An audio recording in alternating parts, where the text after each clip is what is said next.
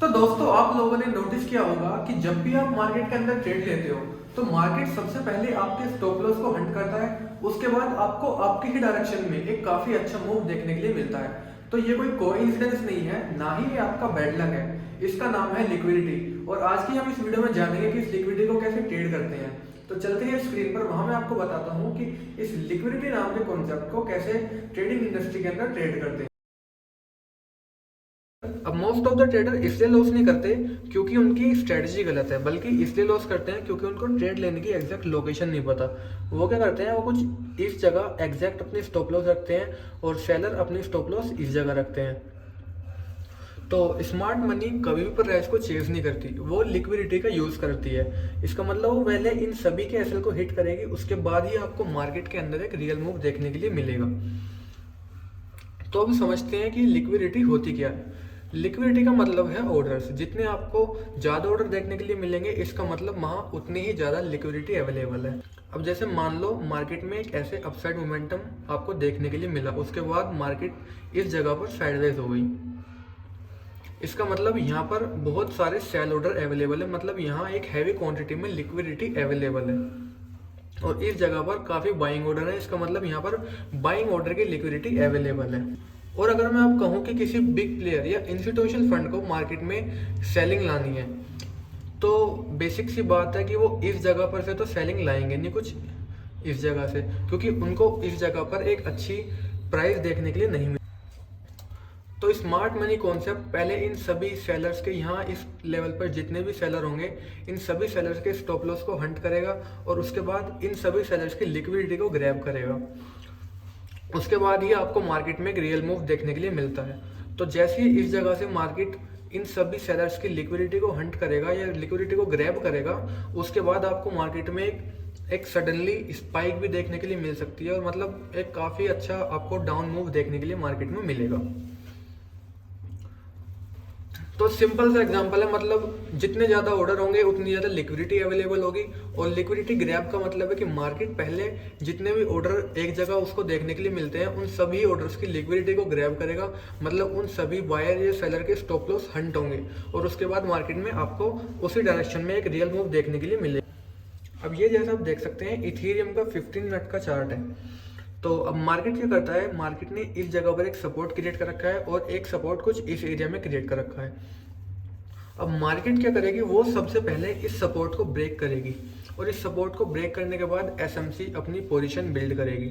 और जैसे ये सपोर्ट ब्रेक होगा तो ये जितने भी यहाँ पर बायर्स हैं, कुछ ये वाले बायर्स और ये वाले बायर्स जिन्होंने इस जगह पर बाइंग करी है, इन सभी के लिक्विडिटी को ग्रैब किया जाएगा और उसके बाद ही मार्केट में आपको एक रियल मूव देखने के लिए मिलेगा। मतलब इन सभी के स्टॉप लॉस इस जगह पर हंट होंगे और उसके बाद आपको एक रियल मूव देखने के लिए मिलेगा।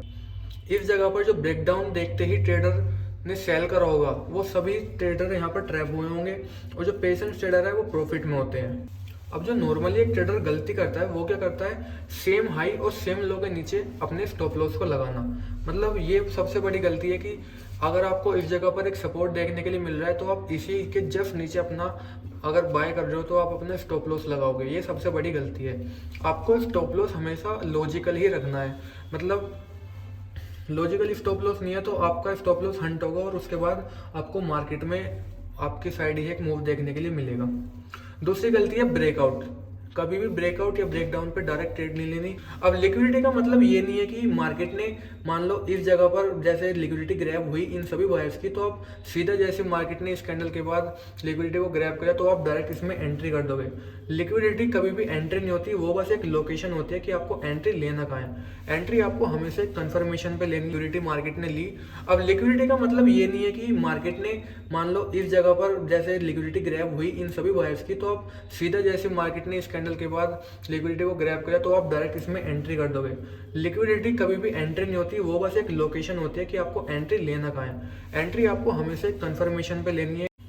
अब मान लो इस जगह इस कैंडल पे मार्केट ने लिक्विडिटी ग्रैब करी तो आपको एक यहाँ ग्रीन कैंडल देखने के लिए मिली, या एक रिवर्सल कैंडल आपको देखने के लिए मिलती है, तो वही आप उस ट्रेड में जाए, वरना उस ट्रेड को आप इग्नोर कर सकते हैं। लॉस होने से अच्छा है ट्रेड को इग्नोर करो।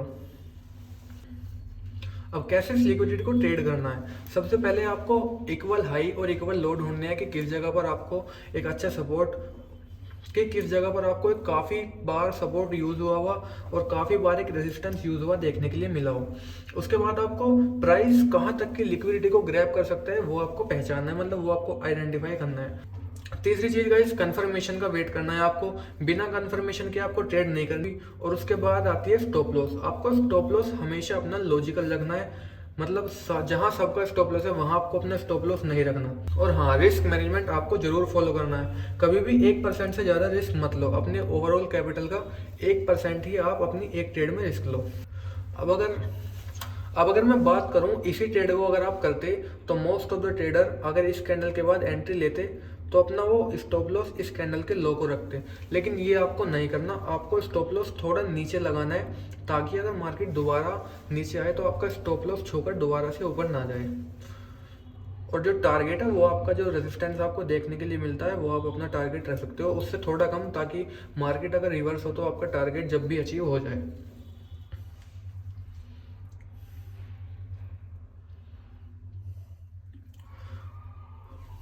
अब बात आती है गाइस साइकोलॉजी की।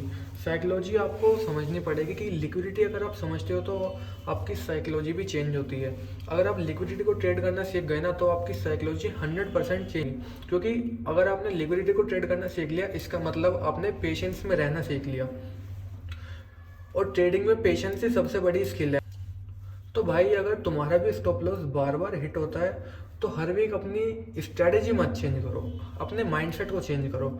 ट्रेडिंग में पेशेंस सबसे बड़ी स्किल है। अगर आपके अंदर पेशेंस है तो आपको प्रॉफिटेबल होने से कोई नहीं रोक सकता। लिक्विडिटी ट्रेडिंग के अंदर एक बहुत ही इंपॉर्टेंट कॉन्सेप्ट है और एक काफ़ी एडवांस कॉन्सेप्ट है। अगर आप ट्रेडिंग में लिक्विडिटी को ट्रेड करना सीख गए तो आप काफ़ी जल्दी प्रॉफिटेबल हो सकते हो। वीडियो अगर हेल्पफुल लगा हो तो वीडियो को लाइक और चैनल को सब्सक्राइब जरूर से कर लेना। मैं मिलता हूँ आपको ऐसी एक नई वीडियो के साथ।